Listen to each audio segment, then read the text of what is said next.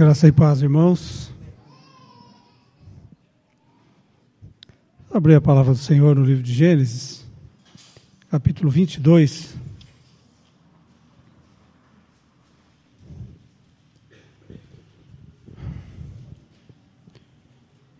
Gênesis 22, a partir do versículo 1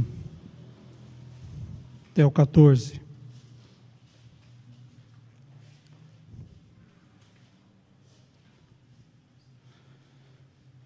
Depois destas coisas, pôs Deus Abraão à prova e lhe disse: Abraão, este lhe respondeu: Eis-me aqui.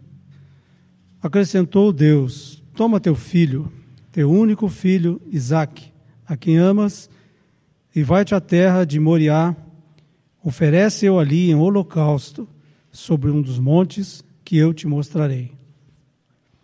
Levantou-se, pois, Abraão de madrugada, tendo preparado o seu jumento, tomou consigo 2 dos seus servos e a Isaque, seu filho, rachou lenha para o holocausto e foi para o lugar que Deus lhe havia indicado.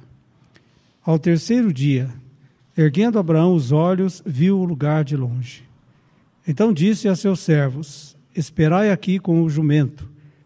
Eu e o rapaz iremos até lá, e havendo adorado, voltaremos para junto de vós. Tomou Abraão a lenha do holocausto e a colocou sobre Isaque, seu filho. Ele, porém, levava nas mãos o fogo e o cutelo. Assim caminhavam ambos juntos. Quando Isaque disse a Abraão, seu pai: Meu pai, respondeu Abraão: Eis-me aqui, meu filho. Perguntou-lhe Isaque: Eis o fogo e a lenha, mas onde está o cordeiro para o holocausto? Respondeu Abraão: Deus proverá para si, meu filho, o cordeiro para o holocausto. E seguiam ambos juntos. Chegaram ao lugar que Deus lhe havia designado. Ali edificou Abraão um altar, sobre ele pôs a lenha, amarrou Isaque, seu filho, e o deitou no altar, em cima da lenha. E estendendo a mão, tomou o cutelo para imolar o filho. Mas do céu lhe bradou o anjo do Senhor: Abraão, Abraão. Ele respondeu: Eis-me aqui. Então lhe disse: Não estendas a mão sobre o rapaz, e nada lhe faças, pois agora sei que temes a Deus, porquanto não me negaste o filho, teu único filho. Tendo Abraão erguido os olhos, viu atrás de si um carneiro preso pelos chifres entre os escombros. Tomou Abraão o carneiro e o ofereceu em holocausto em lugar de seu filho. E pôs Abraão por nome àquele lugar: O Senhor proverá. Daí dizer-se, até o dia de hoje, no monte do Senhor se proverá. Vamos abrir também Hebreus capítulo 11.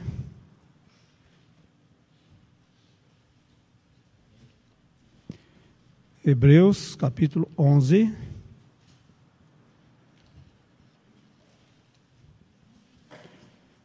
Versículos 17 a 19.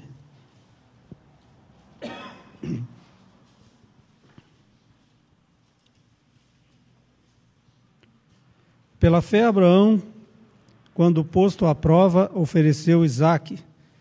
Estava mesmo para sacrificar o seu unigênito, aquele que acolheu alegremente as promessas, a quem se havia dito: Em Isaque será chamada a tua descendência, porque considerou que Deus era poderoso, até para ressuscitá-lo dentre os mortos, de onde também, figuradamente, o recobrou. E por fim, vamos abrir em Romanos, capítulo 4.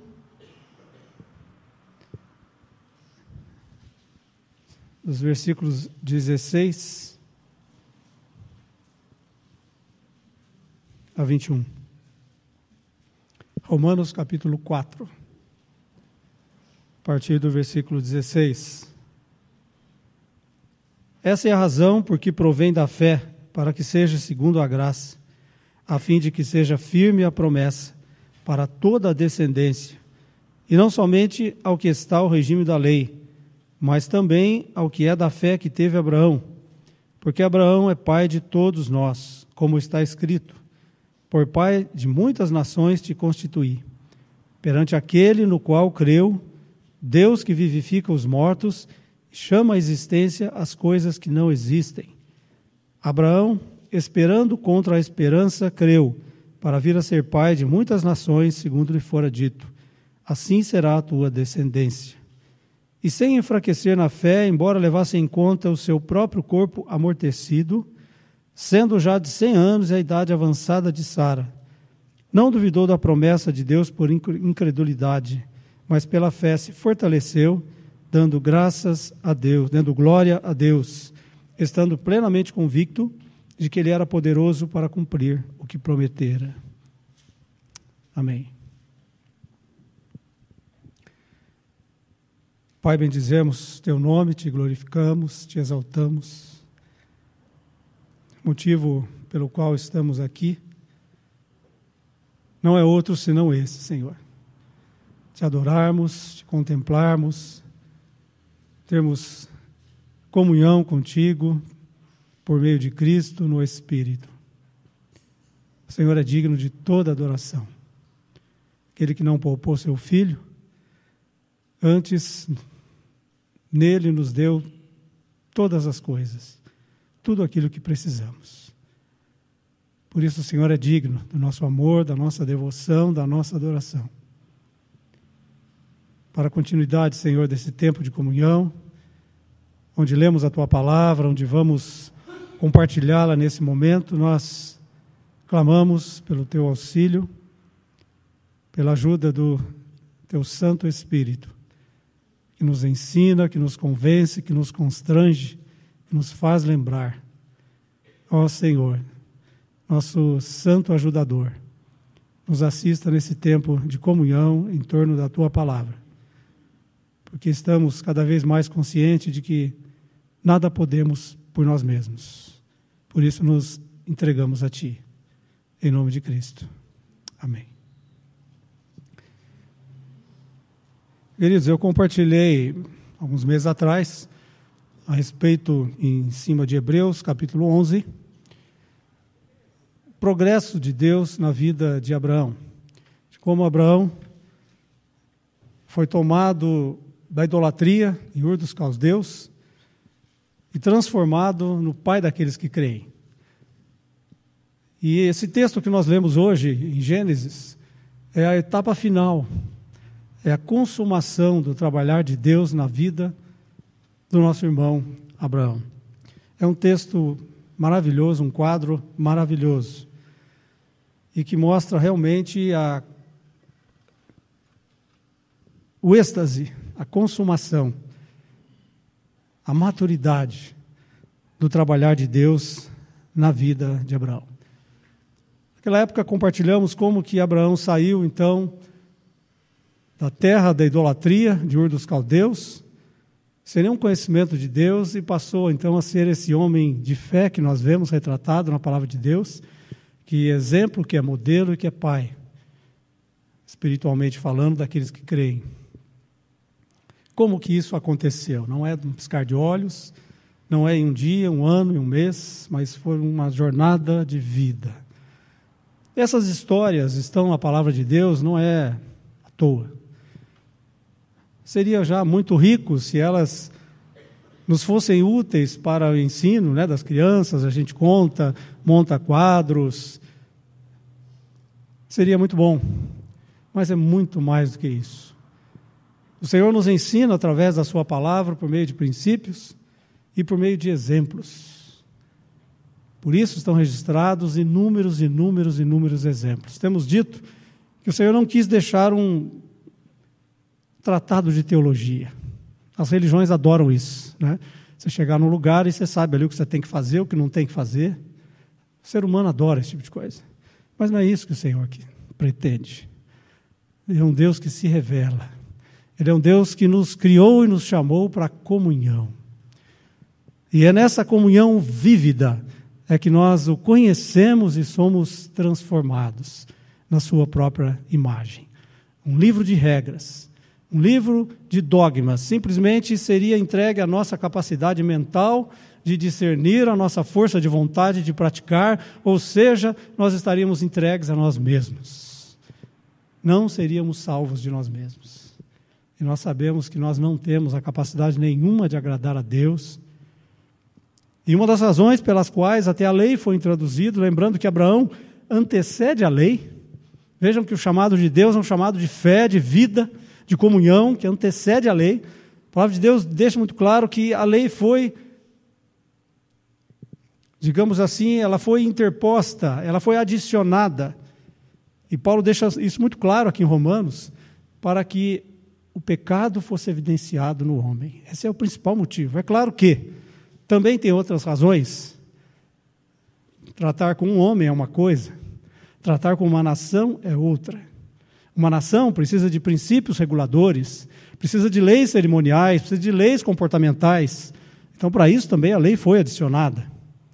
Mas o propósito do Senhor nunca foi a lei, foi a vida de fé. E aqui nós vemos, começamos o nosso texto de Romanos, que diz essa é a razão por que provém da fé, para que seja segundo a graça. É gratuito, aquele que desceu dos céus para se revelar a Abraão, aquele que desceu dos céus de uma forma cabal, de uma forma plena, em Cristo Jesus. Como diz o livro de Hebreus, capítulo 1, versículo 1. Ele é a exata expressão de Deus. Ele é a manifestação da divindade. Deus falou de muitas formas e de muitas maneiras até então, mas em Cristo o falar de Deus foi completo, foi vivo, foi real. Então a lei foi adicionada, o apóstolo Paulo deixa isso muito claro. Além dessas questões legais digamos assim, direcionar e regular a vida de um povo, também ela foi dada principalmente para que nós conhecêssemos a nossa incapacidade de chegar a Deus e de agradá-lo por nós mesmos e de conhecê-lo. Se fosse isso possível, Cristo não teria vindo. Mas o fim da lei é Cristo, a finalidade da lei, o objetivo principal e final da lei é exatamente para que se cale toda a boca, todo mundo seja culpável diante de Deus. Então o chamado do Senhor a Abraão antecede a tudo isso. E é um dos chamados mais completos, um dos trabalhares de Deus na vida de alguém de forma mais completa. A tal ponto de nós vermos aqui esse quadro, que é um quadro maravilhoso, consumador de uma vida de fé, de que alguém que anda com o Senhor, e é um quadro profético. Ou vocês acham que aqui está escrito à toa, que ao terceiro dia eles foram lá para o holocausto? Ou vocês acham que está à toa ali a figura de um pai entregando o seu único filho? Abraão aqui era um representante do Deus Pai. E Isaque, um representante de Cristo. Deus já estava testemunhando o que ele iria fazer para redimir a humanidade e criar para si um povo que tivesse então a natureza do seu filho e pudesse ter comunhão viva com ele. Isso torna ainda esse quadro mais bonito. Então, todas essas situações da palavra de Deus que evidenciam pessoas, todas essas biografias, elas são profundas e tremendas e são instrutivas para nós. Nos mostram como Deus trata com o ser humano, como Deus se revela, como Deus se manifesta. E à luz do Novo Testamento, isso é muito importante, à luz, o Novo Testamento explica o Velho, dá sentido ao Velho. Então, à luz, debaixo da luz da graça, da vida de fé, do Novo Testamento, nós podemos ver esses princípios espirituais que nos são ensinados no Velho Testamento. E eu gostaria de aqui, desse quadro, e desses textos que nós lemos, considerar com vocês 3 princípios espirituais. 3 lições espirituais da mais alta importância na nossa carreira cristã. Vou separá-los didaticamente, mas, na verdade, todos eles estão envolvidos. São eles o amadurecimento da fé, a maturidade da fé, consagração e adoração. Como eu disse, Abraão foi chamado para ter uma vida de fé, porque sem fé é impossível agradar a Deus, já nos diz Hebreus capítulo 11, versículo 6. E esse é um dos grandes defeitos dos seguidores da lei, porque para você guardar externamente a lei, você não precisava de fé. E ao guardar a lei externamente, eles se enchiam de orgulho, porque eles eram capazes de fazer aquilo e se afastavam cada vez mais de uma vida de fé que depende do Senhor. A fé, basicamente, Hebreus capítulo 11 nos explica, é a única, digamos assim, próxima, não é bem uma definição, mas podemos chamar de mais próxima definição de fé, é a esperança das coisas, das promessas e a certeza dos fatos eternos. Aqueles fatos revelados na palavra de Deus, nós então temos uma convicção, uma certeza baseado na nossa fé. E também uma esperança, uma convicção naquilo que esperamos dentro das promessas que o Senhor nos deu. Obviamente a fé é algo pessoal. Hoje em dia está muito adulterada essa expressão, né? Eu creio nisso, eu não creio naquilo. Usamos até para as coisas seculares. Mas a fé bíblica, ela é muito diferente. Ela é essa apreensão espiritual. Ela é uma faculdade do nosso espírito que nos foi dada, para que nós possamos concordar. É uma mão espiritual que se estende para receber as dádivas celestes da graça de Deus. Não é apenas um assentimento intelectual.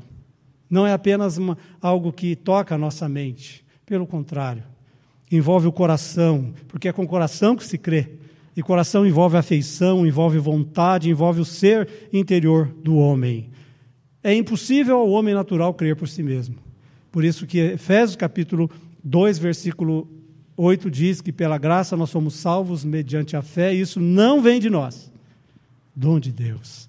A fé foi dada a nós. A cada um daqueles que nasceram de novo, foi dada uma medida de fé para que eles pudessem então estender a mão e receber do Senhor as suas dádivas gratuitas em Cristo. E isso é fé. E fé depende de relacionamento. A fé no Novo Testamento é sinônimo de confiança do Velho Testamento. Vocês vão achar confiar em Deus, os que confiam no Senhor são como o monte de Sião. Confie em Deus e não estribe no teu próprio entendimento. Vocês vão achar a palavra, não, vocês vão achar uma única vez a palavra fé no Velho Testamento. Está em Abacuque capítulo 2, versículo 4. Da onde foi tirada por 3 vezes a expressão, 2 vezes o apóstolo Paulo e 1 vez em Romanos, que o meu justo viverá pela fé. Isso está em Abacuque. Vocês não vão encontrar a palavra fé no Velho Testamento, em outro lugar, mas vão encontrar confiança. Porque fé depende de relacionamento. E relacionamento é aquele andar junto com alguém que vai produzir aquela confiança na pessoa. Na medida em que eu ando, que eu conheço, eu confio. Isso é fé. Então, a medida da fé, nós podemos dizer que é a medida em que alguém anda com outrem. A medida da fé é a medida da confiança que vem do relacionamento. Você quer ter uma fé maior em Deus? Anda com Ele. Conhece-o. Você quer crer mais em Cristo? Conhece-o em todas as suas virtudes, em todos os seus atributos, todas as suas dádivas feitas a nós. A fé vem por meio de relacionamento. Isso nós vemos na vida de Abraão. Nós vemos que Abraão, tirado lá da Mesopotâmia, de Ur dos Caldeus, através de uma revelação divina, foi ali que nasceu a fé. O texto que nós lemos, Hebreus 11, versículo 17, 19, um pouco antes, lá atrás, no versículo 10, por aí, diz que o Deus da glória apareceu a nosso pai Abraão. O irmão Ricardo tem compartilhado isso aqui já há alguns domingos. Esse aparecer, essa revelação, essa manifestação do Deus da glória que gerou a fé no coração de Abraão. Então, a fé é trabalhada em nós também pela nossa relação, contemplação, comunhão, conhecimento do Deus vivo na pessoa do Senhor Jesus Cristo. É isso, então, que determina a medida de fé que tem em nosso coração. E Abraão foi chamado, foi-lhe dada essa medida de fé, ainda pequena, tímida, porque foi dito, sai da tua terra e da tua parentela. Ele saiu, ficou em Harã um tempo, com seus parentes, com o pai, com o sobrinho. Depois veio, o pai morreu, aí Deus aparece de novo, e novamente reaviva aquela visão, Deus da glória. Quem nos fala isso é lá em Atos 7, Estevão. Novamente o Senhor aparece, confirma novamente aquela promessa, sai da tua terra, que eu vou te mostrar a terra para onde eu vou te dar. Então Abraão sai, mas ainda sai com seu sobrinho. E ainda uma fé muito pequena, vocês lembram a história, né? Basta pequenas provações na vida dele para ele ficar medroso. Tem fome lá na terra onde ele estava, ele vai para o Egito. Não era para ele ir para o Egito. Egito é símbolo do pecado, do mundo na Bíblia. E lá no Egito, para livrar sua pele, ele mente. Usa de meias verdades, dizendo que Sara é muito bonita. Se eu falar que é minha esposa, eu vou perder ela. Então eu vou dizer que é minha irmã. Então vejam. E assim, queridos, a nossa fé ainda é muito pequena. Porque nós cremos em tantas coisas na palavra de Deus, mas no dia a dia nós tropeçamos em coisas tão banais. Não é verdade? Deixa eu citar um exemplo. Creio que todos aqui creem que Deus é soberano.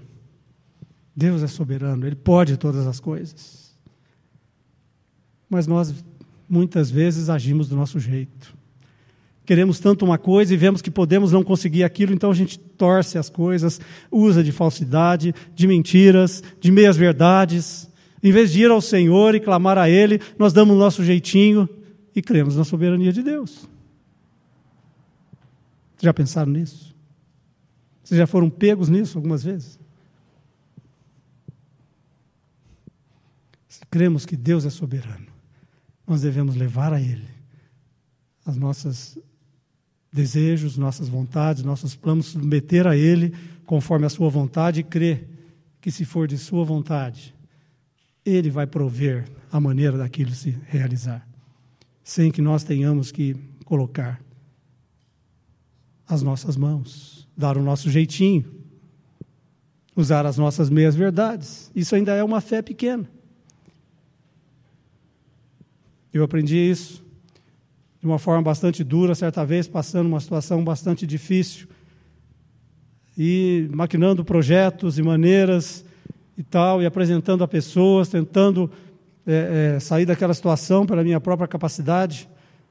Um dia o Senhor falou claramente ao meu coração: você está nas minhas mãos, e das minhas mãos ninguém vai te tirar. Eu parei de bater nas portas, eu parei de apresentar meus planos, e eu fui diante do Senhor. E é assim que nós crescemos na nossa jornada. Então, nossa fé precisa de tempos de jornada com o Senhor, de caminhar com Ele, de fato, diante do Senhor em primeiro lugar, depois, ao sair do nosso quarto, vivendo o nosso dia a dia, sermos confrontados com aquilo que de fato nós cremos. Se de fato nós estamos andando na presença de um Deus que tudo pode, que tudo sabe, que nossa vida está nas mãos dEle, que Ele tem um propósito para nós em Cristo. Cantamos aqui: nada vai nos separar do amor de Deus que está em Cristo Jesus. Essa é uma das lições mais lindas que podemos aprender, e parece fácil, cantando. Todos nós, não, eu creio nisso, amém, mas até que a gente passe por alguma situação, não é verdade?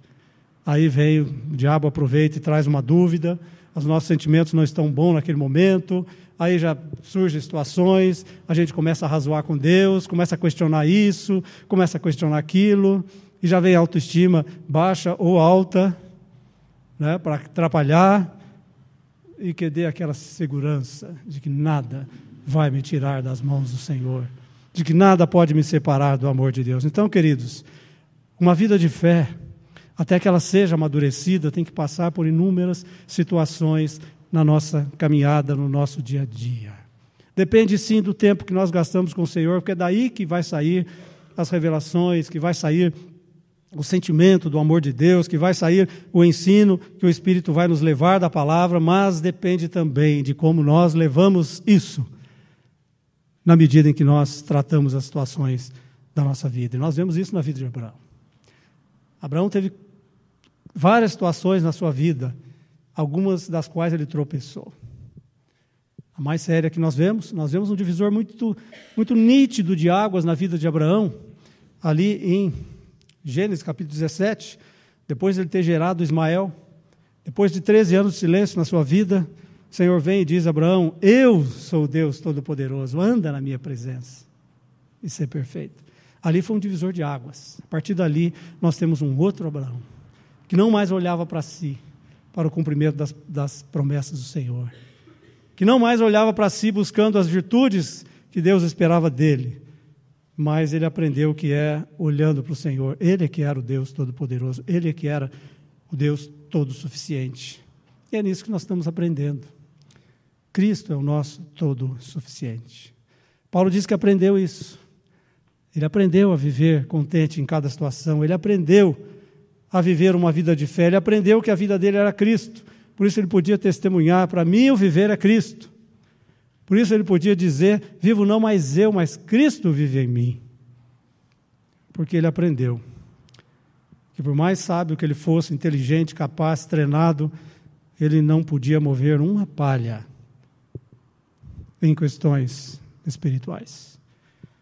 Ele não podia mover uma palha contra a corrupção do seu coração.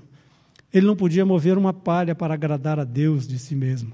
Mas, por outro lado, Cristo já tinha feito tudo. Aquele está consumado da cruz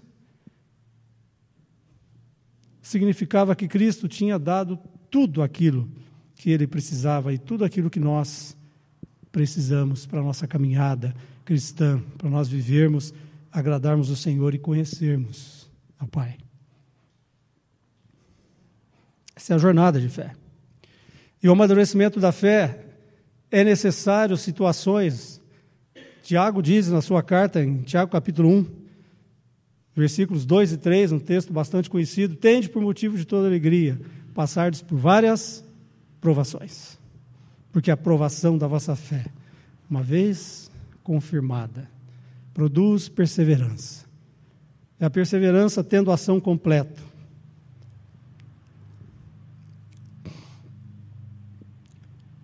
É através dessas situações da nossa vida que nós passamos diante do Senhor, é que vai fazer com que nossa fé seja purificada e deixe de ser aquela fé pequenininha, ainda misturada, tanto misturada, aquela fé tímida, aquela fé que mal conhece o Senhor, que nós lidamos, vai fazer com que seja de fato uma fé perseverante. Na verdade, perseverança e fé quase que são a mesma coisa. Perseverança é uma fé amadurecida, é isso que diz Tiago, que uma fé, depois de provada, depois de amadurecida, ela se torna perseverança. Perseverança é uma fé purificada de todas aquelas misturas da nossa alma e da nossa carne. E nós vemos isso aqui na vida de Abraão, esse quadro de Abraão entregando o seu filho, seu único filho.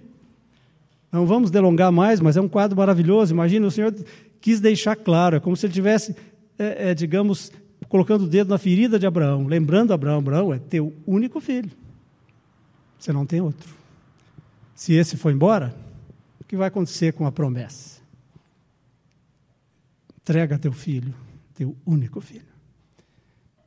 E Abraão, então, se fosse lá alguns anos atrás, ele teria titubeado. Mas agora ele tinha caminhado com o Senhor, tinha aprendido que o Deus Todo-Poderoso pode, de fato, todas as coisas. E o livro de Romanos nos explica que ele creu, que ele poderia, Hebreus diz que ele poderia ressuscitá-lo dentre os mortos. Hebreus diz que Abraão creu naquele que vivifica os mortos e chama à existência as coisas que não existem. E que Abraão, crendo mesmo até contra a sua própria esperança, ele então deu esse passo de fé. Não tem como olhar a nossa razão, não tem como olhar os nossos sentimentos, é um passo de fé. Mas de uma fé viva. Não é digamos assim, um passo no escuro, um pulo no escuro. Porque ele sabia quem tinha pedido para ele. Ele sabia quais eram as mãos que estavam lidando com ele. Ele já tinha andado anos e anos e anos com o Senhor. Queridos, o Senhor não vai pedir para nós algo fora do nosso alcance. Hebreus capítulo 10, versículo 13 diz isso, que nenhuma tentação, nenhuma provação é além das nossas forças. Mas, pelo contrário, o Senhor vai prover livramento, de sorte que nós possamos suportar. Aqui está a fidelidade do Senhor, Ele não vai. Mas por que muitas vezes nós caímos? É porque nós olhamos para nós mesmos. É porque a nossa fé ainda é muito misturada. Em vez de olhar na parte boa, na parte pura, no ouro da nossa fé, nós olhamos para a parte da natureza humana. As nossas emoções, nossos direitos, nossa razão, e aí nós titubeamos. Se queremos crescer, e isso nós temos falado que o Senhor, esse é o seu propósito. O Senhor nos chamou para um crescimento. Se nós não crescermos espiritualmente, nós vamos ter sérios prejuízos. Essa é a diferença, por exemplo, o irmão Ricardo também já citou aqui, entre Abraão e Ló. Ló era um homem justo. A Bíblia diz isso em Pedro. Fala que o justo Ló tinha seu coração atribulado pelo procedimento daqueles libertinos daquela cidade. Mas porque ele tomou decisões erradas na sua vida. Ele não deu alguns passos aqui que Abraão deu, de amadurecimento da fé, de consagração, e chegando até a adoração. Ele se envolveu com os desejos do seu coração e foi para Sodoma e Gomorra. E o que aconteceu? O Senhor o livrou, mas houve prejuízo. Sua família destroçada, esposa transformada em estátua de sal, porque estava com o coração apegado lá. Será que isso não explica, queridos, tantos problemas que nós temos hoje no meio cristão? Tantas famílias com problemas tão sérios, com filhos, marido e mulher, famílias destruídas. São cristãos, pessoas que conheceram o Senhor. E por isso dói o nosso coração e nos serve de alerta. Mas são pessoas que não progrediram espiritualmente, preferiram ficar bebês espirituais, correrem atrás dos desejos, dos alvos do seu coração, colocando isso como grande propósito das suas vidas, colocando isso em primeiro lugar.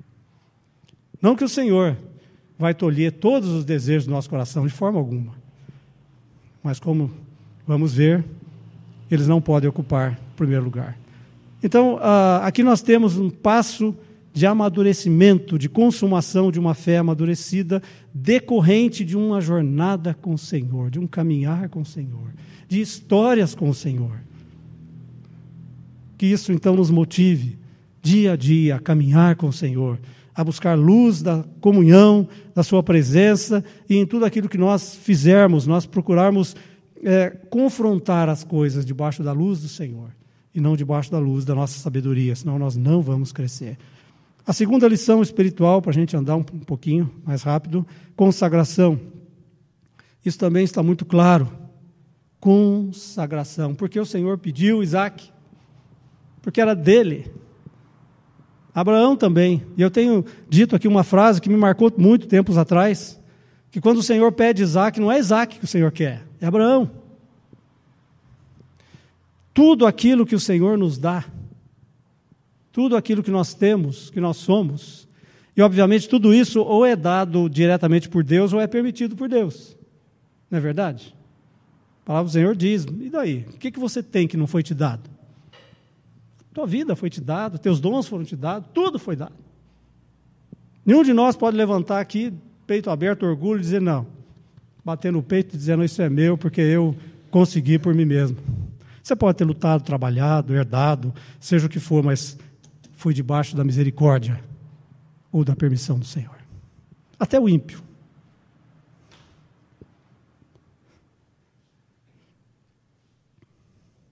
Agora acontece que tudo aquilo que chega a nós entra no nosso coração. E aí vira um transtorno. E aí vira ansiedade. Desejo de nós controlarmos as coisas, controlarmos o nosso desejo, né? Realizarmos os nossos sonhos, é o grande mal do nosso século que traz ansiedade e que traz depressão. Tudo aquilo que nos toca, nós grudamos, agarramos e queremos, e lutamos e brigamos. E o Senhor diz que que os mansos é que herdarão a terra, que os humildes, a eles é que é dado o reino dos céus, aqueles que se esvaziam de si mesmo, e os mansos, aqueles que abrem mão dos seus direitos. Então, queridos, tudo pertence ao Senhor, ainda mais depois da redenção. 2 Coríntios capítulo 5, versículo 14, diz que Cristo morreu por todos para que aqueles que vivem não vivam mais para si mesmo. 14 diz que o amor de Cristo nos constrange. E o 2 Coríntios 5,15 diz, então, que ele morreu por todos, para aqueles que vivem não vivam mais para si mesmo. Pensem comigo. Aquele que é autossuficiente em si mesmo, que é o Senhor do universo, que tem todas as coisas, que não precisa de nada, ele entregou seu único filho por nós, que veio aqui, assumiu o nosso pecado, a nossa culpa, a nossa natureza, sofreu escárnio, não foi reconhecido, desprezo, humilhação, por nossa causa. E a Bíblia diz que aquele que não poupou seu próprio filho, antes por todos nós o entregou, como não nos dará todas as coisas nele? Quer dizer, tudo foi nos dado em Cristo. E podemos dizer, e adoramos e amamos dizer, Cristo é meu. Que coisa maravilhosa. Mas será que nós dizemos também em alto e bom som que nós somos de Cristo? Que não pertencemos a nós mesmos? E isso, mais uma vez, eu volto a dizer o que eu disse agora há pouco a respeito da fé. Isso falado em frase, cantada, orada, é muito bonito. Mas e na nossa vida diária? E na história da nossa vida? E as situações da nossa vida em que o Senhor vai botar o dedo e vai dizer, me entrega isso. Me dá isso. Abre mão daquilo. E queridos, nós temos uma caricatura de Deus Pai na nossa mente, que deturpa, que desforma a verdadeira natureza do Pai. Vocês lembram que quando Adão e Eva pecaram, qual foi a primeira reação deles? Medo. Tiveram vergonha um do outro e medo de Deus. Eu tive medo e escondi. E de lá para cá, todos nós nascemos com medo. O pecado nos traz uma deformação da verdadeira natureza de Deus, causando medo. Nós temos medo de nos entregar ao Senhor. O que Ele vai fazer com a minha vida? Temos medo de dar a Ele aquilo que Ele pede, achando que Ele vai dar o pior para nós, vai nos tornar pessoas miseráveis. Temos medo de assumir a nossa posição de filhos servos e de nos entregar totalmente ao Senhor. Isso passa por orações de dedicação, de consagração, de consciência de que pertencemos ao Senhor, sim, mas isso vai passar por situações práticas da nossa vida, onde nós nem sabemos que determinada coisa está ocupando lugar no nosso coração, mais do que o Senhor. E o Espírito de Deus vai trazer luz e vai dizer, entrega isso. Será que nós temos tido essa história? Será que nós, olhando para trás da nossa vida, nós podemos contar aqui, ali, acolá, situações da nossa vida, onde passamos encruzilhada e que talvez não tenha sido fácil. Talvez tenhamos passado dias em luta com o Senhor, luta conosco mesmo, noites sem dormir, querendo entregar, mas não tendo coragem.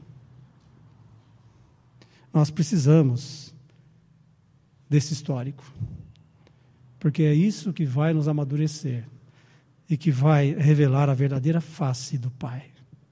Nós podemos até começar com esse sentimento, mas se nos entregarmos, nós vamos ver de fato qual é a mão que lida conosco, qual é a verdadeira face do Pai.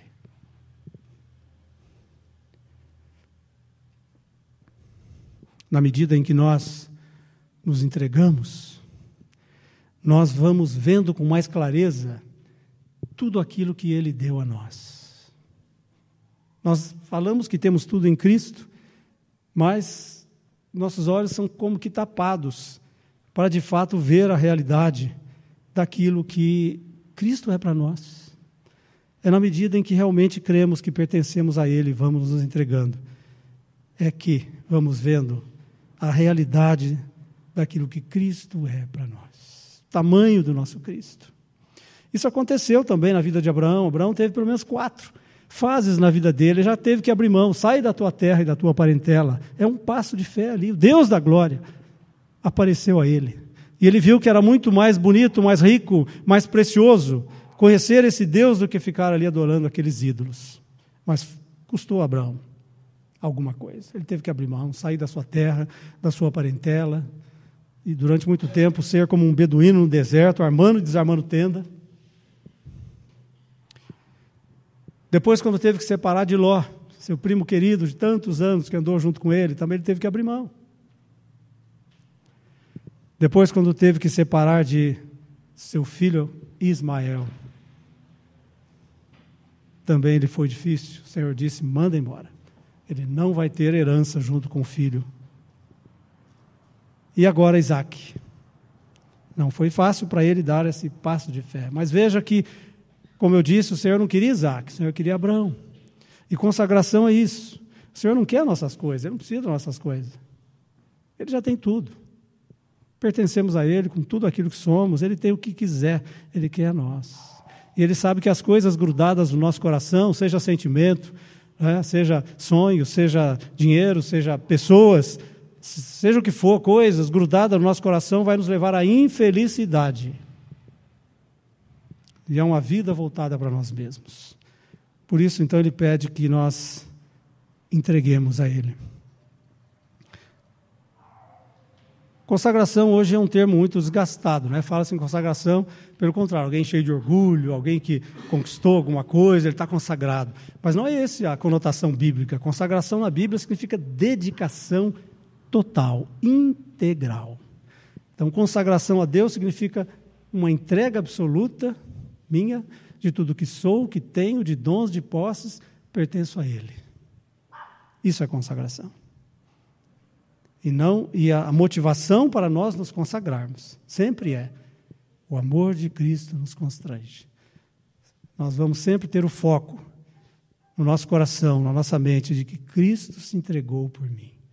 E é essa visão, é essa prontidão de Cristo, é essa visão do Senhor se entregando por mim, deixando o céu, a sua glória, vindo aqui viver de uma forma humilde, ser humilhado, fazendo isso por amor a mim, é que vai fazer com que eu me entregue a Ele. Ele me ama. Ele não pode desejar nada para mim que não seja amor. E Abraão aprendeu isso. Por isso ele entregou Isaac. E por fim, a adoração, rapidamente.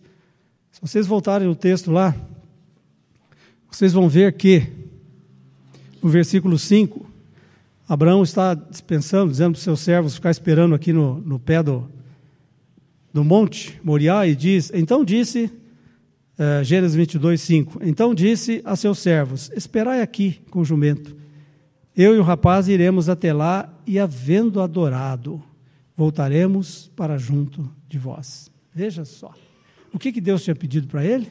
Entregar o seu filho, sacrificar o seu filho. E o que ele chama isso? Adoração. Queridos, essa é a mais alta expressão de adoração que existe.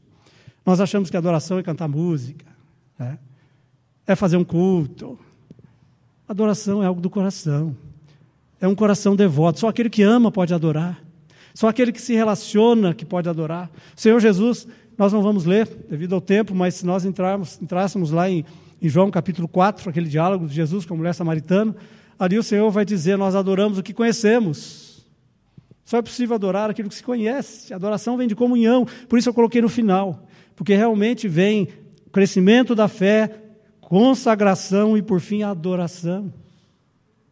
Só podemos adorar na medida em que amamos, nos relacionamos e conhecemos. Como é que nós vamos adorar o que nós não conhecemos? Como é que nós vamos adorar em quem não confiamos? A adoração é uma expressão da devoção do coração. E em relação a Deus, Pai Todo-Poderoso, em relação ao Senhor Jesus Cristo, o Rei do Universo, só pode ser então essa veneração, por causa do seu amor por nós. Nós nos damos a Ele, Porque Ele sabe todas as coisas, nós nos inclinamos. Porque Ele pode todas as coisas, nós então o adoramos. Na medida em que conhecemos e nos relacionamos com Ele, em seus atributos, esse sentimento de adoração, essa atitude de adoração vai crescer em nós e vai levar para o nosso dia a dia, nas situações várias do nosso dia. E isso então vai enriquecer a nossa vida, enriquecer o nosso culto, enriquecer a nossa adoração particular, enriquecer a nossa adoração pública, porque vamos ganhar mais da realidade do Deus vivo. E vamos entrar numa outra dimensão de adoração espiritual. Amém? Há outras lições aqui nesse quadro maravilhoso, mas eu quis trazer essas 3 para nós. A vida de fé amadurecida. O último estágio de amadurecimento de uma vida de fé que crê no impossível. De fato crê. Não é um chute no escuro, é alguém que já andou com o Senhor. Consagração. Alguém que entrega tudo que o Senhor pede. Alguém que aprendeu a se render ao Senhor. E adoração. Que adora na medida em que tem comunhão e na medida em que traz as suas oferendas e na medida em que se rende ao Senhor. Amém. Pai bendito, te bendizemos, te exaltamos, somos gratos por essa figura tão preciosa da tua palavra, que o Senhor deixou registrado para o nosso ensino, como nos escreve o apóstolo Paulo, para o nosso ensino, para a nossa educação na justiça, e que também seja assim conosco, que sejamos ainda mais motivados a caminhar neste mundo totalmente contrário ao Senhor, mas que sejamos contados com aqueles que ouvem a tua voz, que respondem a ti, que ganham ainda mais revelações do Senhor, e que entregam tudo aquilo que o Senhor pede. Teu nome seja bendito, Senhor. Despede cada um de nós, o teu amor, na tua graça, que tenhamos uma semana, Senhor, dedicada a ti, dia após dia, buscando te conhecer ainda mais. Em nome de Cristo. Amém.